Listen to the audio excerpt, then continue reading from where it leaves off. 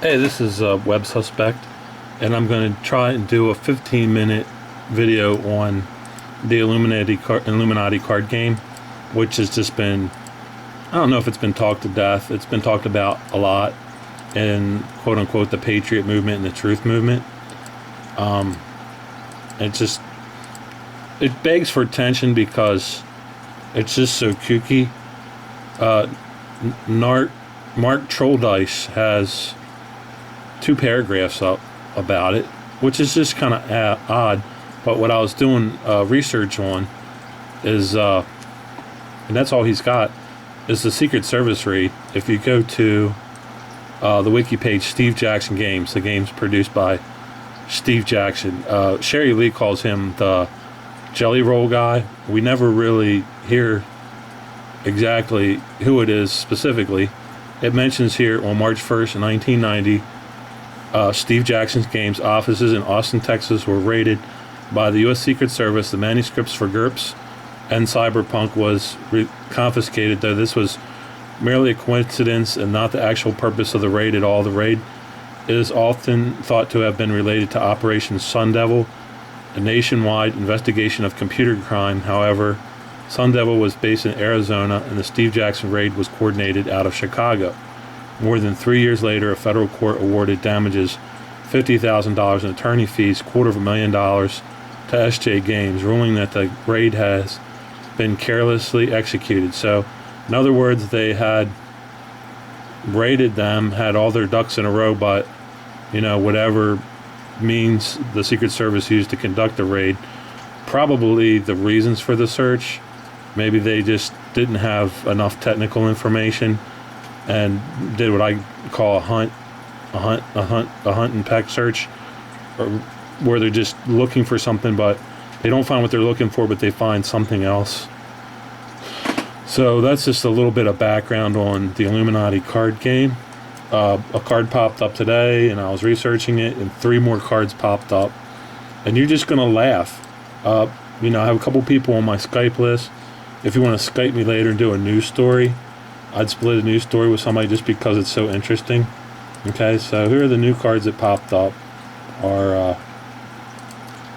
One's called Card Crash. You'll see the other ones here. Car Bomb. And we remember a couple weeks ago we had the Hastings Card Crash, and I did a story on it, and a lot of people talked about inconsistencies, and there was some misreporting on it by I think I even did a story about how RT looted my article, and they never responded to it, which of course they wouldn't. The only way you could respond to something, a copyright challenge, would be legally, and I haven't claimed any copyright infringement specifically on it, but I did post detailed information about when the articles were written, and that's a good way to document your findings. If you have something posted prior and then later something a similar comes out. This is another one. It's called Conspiracy Theorist. You can check this out. It's I just laughed when I looked at it. I don't know if we talked about this one on the internet at all before. It looks like Glenn Beck. He's got a little chalkboard with the little figures on it, and then just out of curiosity, I wanted to see if I could find that, and there's a ton of them with Glenn Beck and his blonde hair and the suit. Here's one with George Soros. It does have a sort of pyramid-y looking thing in the middle and a plane. He's got some other ones. Here's another one. Check out that card. That's the Conspiracy Illuminati card game called Conspiracy Theorist. But what I really wanted to talk about today, and I'm going to have about 10 minutes to do it, is when you're playing cards, and I'm just going to talk about gaming systems and cards. Like, I think the most simplest game I can compare this to is blackjack. Not even blackjack, like poker. So you're looking for different suites that are going to benefit your hand in a gaming session, like poker, and then you may discard or get other cards that are going to suit your hand. So in other words, you have cards that'll play well together. So let's say you get poker and you get 2 aces a 5 of clover, a 3 of hearts, and like a 7 of spades. And then the aces are like ace of spades and ace, a clover. So you have you got two aces, and then you're thinking, well, I want to get rid of 1 or 2 or 3 of these cards, and then I may get another ace, or I may get another 3 or another 7 or another 5. So you're going to try to get a better hand. So you're going to discard some of the hands that you have, but you have an opportunity with these gaming cards, which I haven't played a whole lot. I think maybe I played once, to force somebody else to get rid of a card. There's some card games that I played with people who were in the Middle East, and because soldiers who are deployed, they play a lot more card games because poker gets boring after a while. But there's card games where you can force the other person to discard cards and make your hand more favorable. So the card that appeared today that somebody was talking about, and I apologize if you talked about this and I didn't cite it specifically, they just talked about the card, but it sort of kind of relates because we're seeing a lot of similarities between Obama and the Nixon administration. And the card I talked about the other day was backlash, and certainly we had a lot of backlash with the Nixon administration. The card that came up today is called 18.5-minute gap, and it says play this card immediately after someone else plays a plot card. That card is canceled but not discarded. Instead, add it to your own hand. You must spend all the action tokens now on your Illuminati minimum 1 and discard the top undrawn card from both your plots and groups decks. So in other words, you play these cards, if you have a hand of them, you play them in a suite. So they're meant to be played in order or together. And so, I don't think, although it is possible, I don't think that the quote-unquote Illuminati or conspiracy group that's involved with a lot of these things that the government that has looked into was written out in a plot 15 years ago. That would be pretty amazing if these people plotted all this stuff out 15 years ago. However, if you're playing a card game like this and you have these cards, you can pick out which ones you want to play that you think are going to be most effective based on the cards you have in a table. And that's very important to remember, is that this is a gaming system. These cards aren't just being played, although I hear other people talk about Magic the Gathering stuff, and maybe somebody who's played some of these games can comment on them more. They know specifically how cards benefit each other and work together. This card refers specifically to the Nixon tapes, which were involved with Watergate and some other related hearings. There is a post on the Nixon White House tapes, Wikipedia, and this has been mentioned in the news.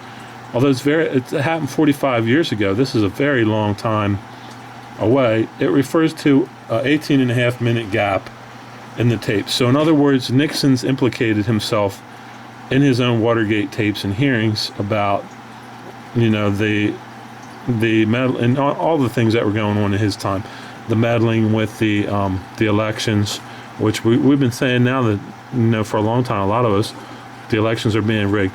My whole thing is, people are like talking about there's a problem in government, and people like Adam Kochstash are saying, sedition, making seditious statements, and acts of sedition are the answer.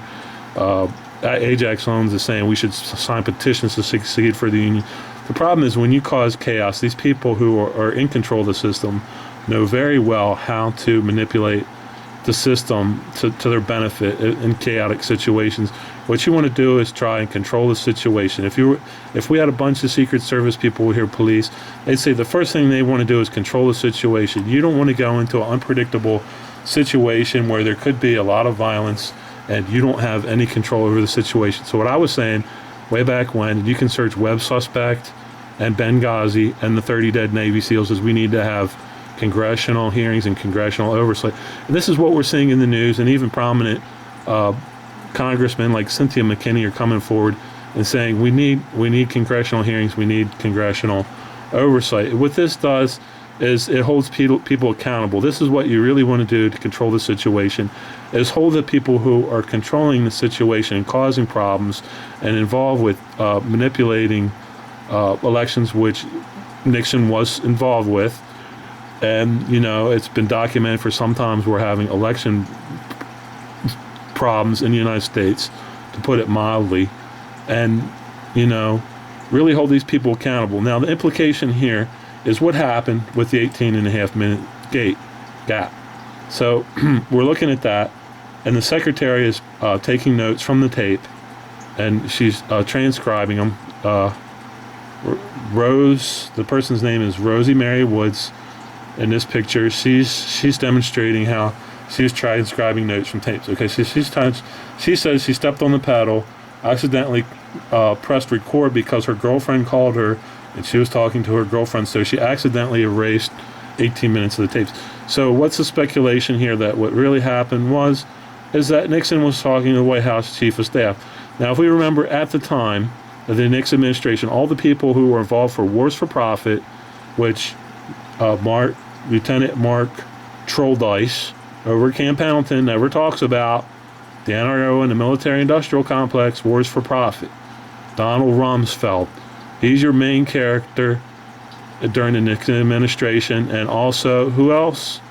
Are Zionists from Israel, or are Zionists with Israeli connections? What's his name? You know, it talks like this. You remember, it's Henry Kissinger. Very good. Okay, so we have all the same characters, all the same Wars for Profits. So what card do we have in play? Okay, we have the card I just mentioned, which is the 18.5 minutes card. We have that I just showed you. You can look it up. Here's the 18.5 minute gap is the name of the card. Okay, we're playing that. This card, we're not playing it. This card is being played in conjunction with backlash. Okay, so Obama's getting backlash. He's going to possibly be removed in 2015, and he's getting. But the card that's not being mentioned is the Secretary of State, Hillary Rodham Clinton. Hillary Rodham Clinton. There was speculation during Benghazi that she's over at the Pentagon watching the attack on Ambassador Stevens, and she would have the proper connections for this Navy SEAL raid on Osama bin Laden, and subsequently the 30 Navy SEALs died. And so where's the 18-minute gap here? The 18-minute gap would be between Obama, the backlash card, and Hillary Clinton, who is now, 15 years later after the card game has been made, Barack Obama.